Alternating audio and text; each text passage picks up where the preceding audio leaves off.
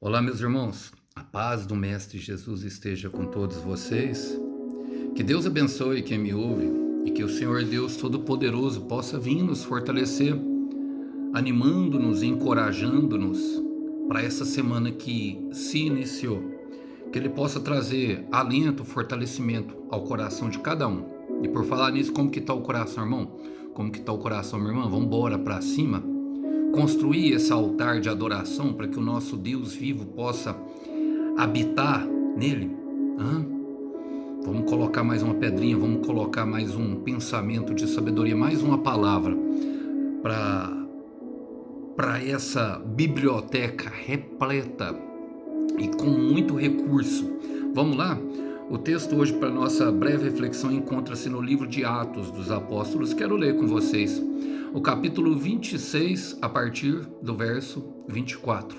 Diz assim: De repente Festo gritou: Paulo, você está louco? O excesso de estudo o fez perder o juízo. Mas Paulo respondeu: Não estou louco, excelentíssimo Festo. Digo a mais sensata verdade. O rei Agripa sabe de todas essas coisas. Expresso-me com ousadia, porque tenho certeza de que esses acontecimentos são todos de conhecimento dele, pois não se passaram em algum canto escondido. Rei Agripa, o senhor crê nos profetas? Eu sei que sim. Então Agripa interrompeu: Você acredita que pode me convencer a tornar-me cristão em tão pouco tempo? Paulo respondeu: Em pouco ou em muito tempo, peço a Deus que tanto o Senhor como os demais aqui presentes se tornem como eu, exceto pelas correntes. Glória a Deus, irmãos. O contexto é bem simples e nem vou me ater muito a ele, mas é de relevância. Paulo pregando ao governador Festo e dando seu testemunho ao rei Agripa no caminho para o propósito chamado a qual Deus colocou sobre a vida dele. O próprio Senhor Jesus entregou que ele deveria pregar a César, o governador romano, o homem mais importante do mundo naquele tempo. E nesse meio tempo, no caminho, ele vai pregando a palavra. E assim somos nós, meu irmão. É pregando Jesus que eu sigo. Eu quero repetir, é pregando Jesus que seguimos. Vamos pregando Jesus, enquanto caminhamos, batendo alguns pregos, alguns martelos, resgatando alguma alma através desse amor que primeiro nos cura e depois transborda através de nós. Irmãos, eu quero fazer, logicamente pensando nisso, algumas aplicações pertinentes a esse texto. Vamos lá? Fala assim, de repente Festo gritou: Paulo, você está louco? O excesso de estudo o fez perder o juízo. Irmãos, nem todos vão ter a compreensão exata de quem é Jesus. Nem todos entendem quem é Deus. E isso se deve a algo. Primeiro, Festo é romano. Ele tinha as influências, as experiências e as vivências dele toda no contexto do âmbito romano. E essas coisas de profeta para ele lhe pareciam de fato loucura. Mas como é bom, né? 1 Coríntios 1, versículo 18. A mensagem da cruz é loucura para os que perecem, mas para nós que estamos sendo salvos, ela é o poder de Deus. E Paulo tinha o conhecimento disso, e talvez possa soar até pejorativo: você está louco? Mas não, para ele, verdadeiramente, poderia passar. Por quê? Por causa da influência, por causa do contexto que ele vivia, por causa das suas vivências, por causa das suas experiências. Eu estou pregando aqui para pessoas que a vida deu uma guinada depois que aceitou Jesus. O sobrenatural entrou. Algumas coisas muito loucas, algumas coisas muito estranhas, de fato, começaram a acontecer. Não se preocupe, irmão, Deus está no controle. E é por isso que o próprio Senhor Jesus fala em Mateus 7, versículo 15, que nós devemos ter cuidado com os falsos profetas. Ele fala: cuidado com os falsos profetas. Por quê? Falsos profetas, falsos ensinamentos. E isso pode trazer um prejuízo no relacionamento com Deus. Mas Paulo continua no versículo 25, ele fala: Paulo respondeu: Não estou louco, excelentíssimo Festo, e digo a mais sensata verdade. Eu gosto da convicção de Paulo, porque homens que andam com Deus gera dentro do coração deles, dentro do pensamento, convicções. E isso se deve justamente ao estudo, porque você percebe que o Festo tinha um conhecimento de quem Paulo era, talvez porque acompanhou ele ali na prisão, passando, talvez interrogando. No filme de Paulo mostra muito assim os Lucas trazendo os estudos. O Paulo, no versículo anterior, fala assim, ó, o excesso de estudo fez o perder o juízo. Não, irmão. O estudo, na verdade, ele só aprimora e só nos ajuda naquilo que é o conhecimento do santo. Devemos sim estudar, devemos sim buscar o nosso crescimento, o nosso conhecimento. Logicamente, irmão, um crescimento maior somente por meio da revelação do Espírito Santo. Esse é o Todo-Poderoso, né? Deus habitando em nós, o Deus esquecido da Trindade, o Espírito Santo. Mas a nossa parte devemos fazer sim, colar a cara aqui. Quero conhecer Jesus. Quero conhecer Jesus. E olha, conhecimento e verdade, meu irmão, elas sempre andam juntas. Digo a mais sensata verdade, não estou louco, excelentíssimo mestre. Digo a mais sensata verdade. Olha, e verdade e sensatez também andam junto, mas o conhecimento e a verdade andam junto. Jesus fala para os discípulos, João 8,32, e conhecereis a verdade, e a verdade que vos libertará. Então, existem homens presos que têm a mente livre, homens presos, livres em celas, e homens que estão soltos, mas que andam como presos, porque o conhecimento e a verdade andam junto. Oséias capítulo 4, versículo 6, o meu povo está sendo destruído, o meu povo está perecendo por falta de conhecimento. Com que você gasta tempo, meu irmão? Com que você gasta tempo, minha irmã? Aprendendo, conhecendo. Aonde está os seus olhos? Aonde você gasta o seu tempo? Aonde você gasta o seu tempo e os seus recursos? Mostra de fato o que você ama. Mostra verdadeiramente como está o seu coração. Aonde você gasta tempo investindo para conhecer? Olha, a palavra continua falando, e o rei Agripa sabe dessas coisas. Expresso-me com ousadia, porque tenho certeza de que os acontecimentos são todos de conhecimento dele, pois não se passaram em algum canto escuro, meu irmão. A pergunta de Paulo, na verdade, não é a pergunta assim, a afirmação de Paulo, olha o que ele fala, o rei Agripa sabe dessas coisas. Ele meio que coloca justamente chamando o rei Agripa para entrar no coração. Por quê? Meu irmão, não passa nada escondido aos olhos de Deus. Mas ali a verdade é que aquele homem estava como testemunha. Aquele homem sabia do que tinha acontecido dentro da comunidade judaica, dentro de Jerusalém, os fatos históricos que ninguém poderia negar. Inclusive o autor de Atos, que é Lucas, ele é historiador, e um historiador exímio, ali alinhado com a obra de Flávio Joséfo, a obra histórica de Flávio Joséfo, que depois da Bíblia é a que relata com maior perfeição os acontecimentos que envolveram a vida do nosso mestre. Então, Deus sempre levantará, meu irmão, testemunhas da verdade ao nosso favor.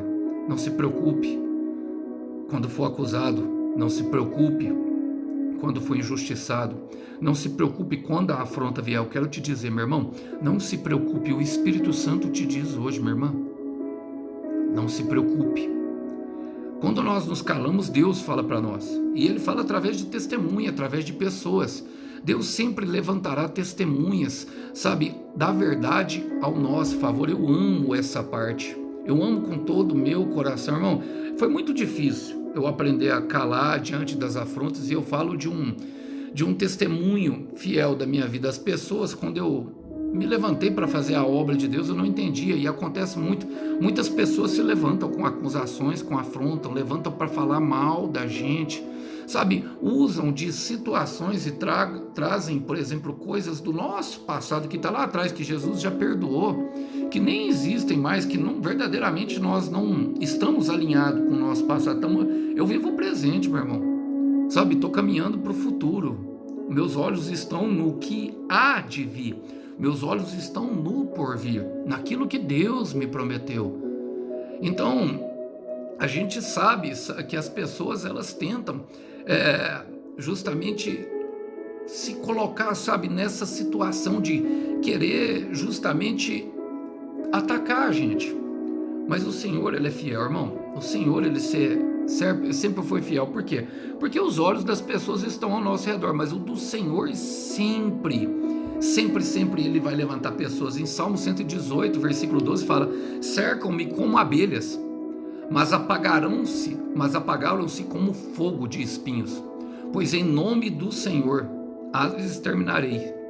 Está falando justamente das pessoas que nos cercam, justamente com um olhar apontador, com um olhar de injustiça, dedos apontando. Agora, se nós estivermos de mão dada, quem é que vai apontar os dedos? Se nós estivermos de mão dada, quem é que vai sacar as armas? Deus sempre levanta, irmão. Levantou ali o governador, levantou um maior ainda. O rei Agripa, o rei era maior que o governador. Levantou um maior. Olha, e seguindo nessa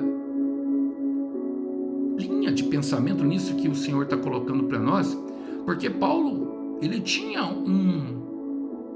vamos dizer, um checkmate, um aponto para aquilo que ele queria. Ele fala: rei Agripa, e aí ele chama o rei para a conversa. Rei Agripa, até agora o rei não tinha se pronunciado, a não ser no começo da conversa. O senhor crê nos profetas? Eu sei que sim. E o que Paulo está fazendo? Criando um dilema. Criando um dilema para a alma e para o coração do rei. A intenção é clara, irmão. A intenção é ganhar almas. A intenção é levar o máximo de pessoas para o Senhor. Então use tudo que Deus te deu, meu irmão, para que se cumpra o propósito. Por quê? Um dilema, porque ali tinha judeus, ali tinha pessoas, tinha judeus. E o que acontece, irmão? Ele não poderia negar, porque de fato, verdadeiramente, ele sabia de todos os acontecimentos históricos que tinham acontecido. E se ele negasse de frente para os judeus, os politicamente corretos poderiam justamente ganhar ali uma torcida contra. Você lembra de Pilatos lavando as mãos, tentando fazer a vontade de todo mundo? Políticos normalmente são assim, irmão. Eles tentam agradar a todo mundo. E quem tenta agradar a todo mundo esquece de agradar a si mesmo. Eu quero repetir: quem tenta agradar a todo mundo esquece de agradar a si mesmo. Mas o que nós temos que apegar aqui é o que Paulo está fazendo, porque ele é o autor da palavra. E então, meu irmão, Deus já te deu armas, Deus já te deu conhecimento, Deus já te deu virtude, Deus já te deu capacidade para você enfrentar os seus adversários. Use tudo que Deus te deu. Eu quero repetir: use tudo que Deus te deu para que se cumpra o propósito. Um dilema para Agripa, um dilema para o coração de um homem que está ali na berlinda e talvez nem quisesse se envolver, e não queria, porque a gente percebe. Olha, Daniel 2, versículo 22, a palavra do nosso Senhor Deus diz o seguinte, através do profeta Daniel: ele revela mistérios e segredos profundos que o homem não pode conhecer. Agora, quem anda com Deus, irmão, quem anda com Deus conhece esses mistérios. Foi por isso que Daniel soube traduzir a escrita em Daniel 5, Mene, Mene, Tekel, pesado foste, porque só quem tem intimidade com Deus conhece esses mistérios e os segredos mais profundos que o homem não pode conhecer. Ele conhece tudo que está escondido nas trevas, porque a luz habita com ele. Eu sou a luz do mundo. Não há trevas para quem caminha com ele. Como eu amo seu nome, és o nome mais lindo que eu conheço. Como eu amo seu nome, tens o nome mais lindo que eu conheço. Como eu amo seu nome, tens o nome mais lindo que eu conheço. Esse é o nosso Senhor Jesus, a luz do mundo. Ele é, meu irmão, a luz para quem está perdido. Ele é a luz para quem está em trevas, o caminho para quem está perdido, a vida para quem está em morte, a cura para quem está na enfermidade. Ele é tudo em todos e Ele é tudo que nós precisamos. Ele é Jesus. E assim nós podemos colocar dilemas na alma dos nossos adversários, porque Ele revela segredos, porque Ele faz, Ele desfaz, Ele entorta, Ele desentorna, Ele destrói e Ele constrói. Ele é o Rei, Ele é o Senhor, Ele é maior do que tudo e todos, Ele é o Rei da glória. Abram os portais, porque Ele vem aí, aleluia. Olha, que confronto direto, que faca afiada através da boca do apóstolo. Rai.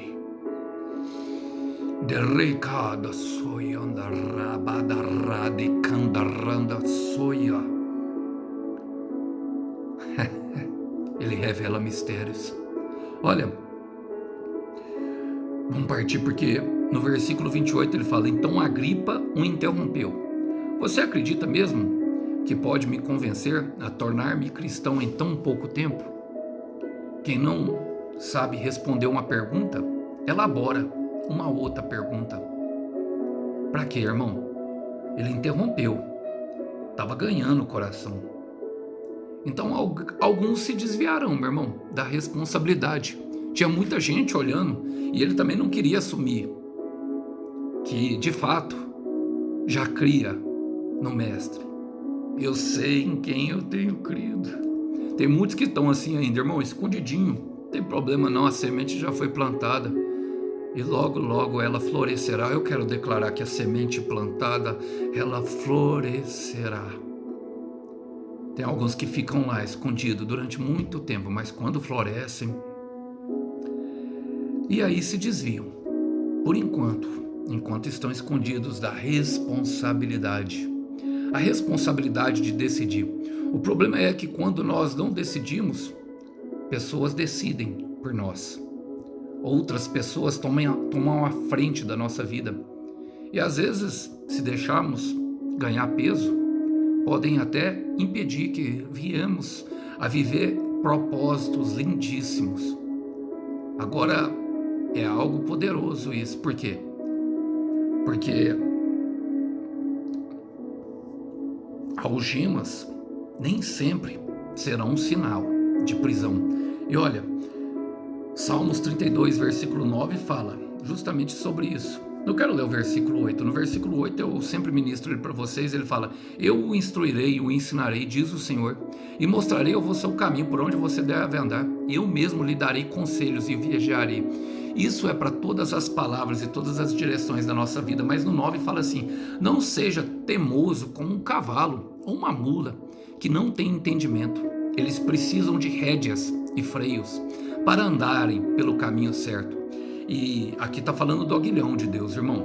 E pensa nessas rédeas e nesse freio, o quanto dói. O quanto dói. Então nós podemos ser um ou outro, sempre haverá dois caminhos. O futuro está no seu livre-arbítrio, irmão. O futuro, meu irmão, está no seu livre-arbítrio. Então use-o. Partindo para o final, Paulo respondeu. Porque um homem de Deus sempre tem uma resposta para dar. Sempre com uma palavra vinda de Deus, ele fala: em pouco tempo ou em muito tempo, peço a Deus que tanto o Senhor como os demais aqui presentes não se tornem como eu. Pouco tempo ou em muito tempo. Peço a Deus. Além de Paulo pregar, Paulo orava: peço a Deus. Porque é assim que a gente faz. Talvez não convençamos agora, então ora. Pouco tempo ou muito tempo. Sabe por quê, meu irmão? Porque o tempo é de Deus. O tempo pertence a Deus, o plano é do Pai. É Ele quem sabe todas as coisas, é Ele quem conhece todos os corações, é Ele quem desvenda todos os mistérios, e às vezes Ele encobre, mas às vezes Ele descobre. Aleluia! O tempo de Deus é perfeito, irmão. O nosso tempo tem pressa, então acalma. Pouco tempo ou muito tempo, peço a Deus que tanto o Senhor como os demais aqui presentes se tornem como eu. A quem você tem? Se tornem, se voltem, se arrependam. Por quem você tem pedido, meu irmão? Por quem você tem pedido, minha irmã? Quem tem andado como uma mula ou como um cavalo, perdão da palavra, não querendo ser pejorativo, mas essa é a verdade. Quem não segue o caminho do Senhor Jesus, porque o tempo dele é perfeito. E é ele que tem o poder de convencer os corações. Não precisa entrar nessa luta. Paulo fez a parte dele. Faça a sua parte, meu irmão. Faça a sua parte sabendo que Deus tem um tempo e um propósito. Eclesiastes capítulo 3, versículo 1. Para cada tempo existe um propósito debaixo dos céus. Eu quero repetir para que entre em teu coração. Para cada tempo que vivemos, existe um propósito debaixo dos céus. E como Paulo, ele fala, ele simplesmente termina falando, exceto por essas correntes. Porque um homem de Deus, ele se coloca em situações por amor às almas, por amor a Cristo, por amor a Cristo, por amor às almas. Então nem sempre correntes será sinal de prisão. E eu demorei a entender o que verdadeiramente é liberdade. Liberdade é quando nós aprendemos a controlar os nossos sentimentos. Sabe, nós nos tornamos perigosos. E não quando somos violentos. E seguir nesse propósito, irmão, sabe que quem vive por fé não se importa com as circunstâncias e deseja, ou melhor, mesmo que vejam, mesmo que se espantem, mesmo que pareça-lhes loucura, porque Deus deliberadamente escolheu as coisas loucas do mundo para confundir os que são sábios, os que não são, para confundir os que não são. Seja livre, meu irmão. Seja livre, meu irmão. De tudo, de toda prisão de sentimentos, seja livre. Eu quero declarar, seja livre. Seja liberto de toda circunstância adversa. A circunstância não terá mais poder sobre você, exceto pela circunstância, porque se fosse ao contrário, talvez estariam desesperados, vendendo a alma para sair da prisão. Mas a liberdade, ela não tem preço. Não precisamos mais nos vender. Ela já foi paga. Rai, sereka soyambaraia, jokubandarabashupa, rakambadaka. A liberdade não tem preço. E quem vive com fé não se importa com a circunstância. 2 Coríntios, capítulo 5, versículo 7, fala que nós não andamos por fé. Nós não andamos por vista, me perdoa, mas andamos por fé. E eu quero declarar, meu irmão, quero declarar, minha irmã, que Deus vai te levar a um lugar onde a instrução do Senhor não se perca por causa das circunstâncias, aonde o conselho dele atinja o profundo do seu coração, porque você não se importa e você conseguirá, nós conseguiremos trilhar o caminho certo, mesmo que passemos por vales de sombra e de morte. Porque 2 Coríntios 4,18 diz que nós não nos atentamos ao que se vê, porque o que se vê é temporário, mas sim ao que não se vê, porque o que não se vê é eterno. Eternidade plantada no coração, irmão. Lembrando que quando chegamos nesse lugar, o Cordeiro tem uma recompensa para o teu sacrifício. Gostaria de deixar essa meditação, essa reflexão para os irmãos. A paz do Senhor esteja com todos os irmãos. Até uma próxima mensagem. Tchau, tchau.